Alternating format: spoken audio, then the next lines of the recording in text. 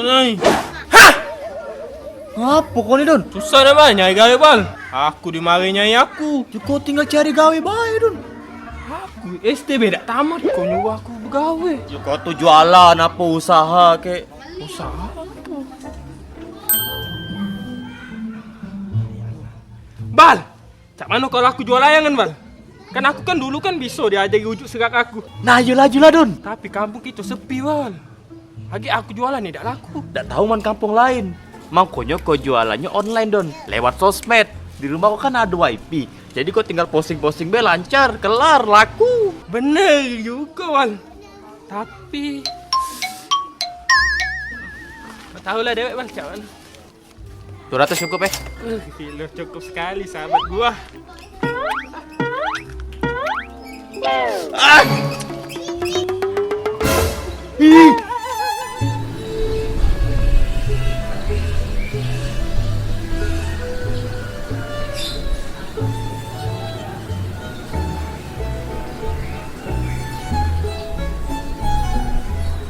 Sudah dipoto? Posting dulu. Oh, alhamdulillah banyak yang mesen layangan.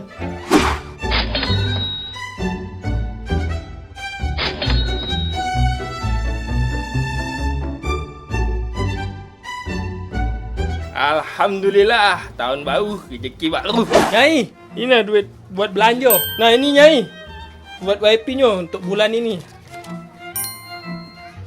Wow, it's magic. Nah Bal, hutang aku Bal.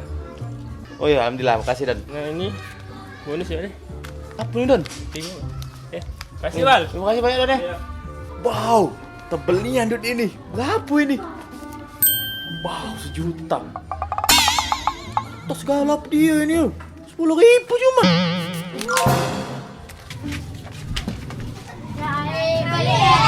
Pesannya duitnya dari siapa? Dari Madon, Nyai. Madon layari kamu. Impossible. Ada yang ngapain Kak?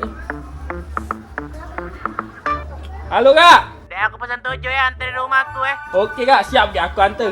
Alhamdulillah. Pulus lagi nih. Bismillahirrahmanirrahim.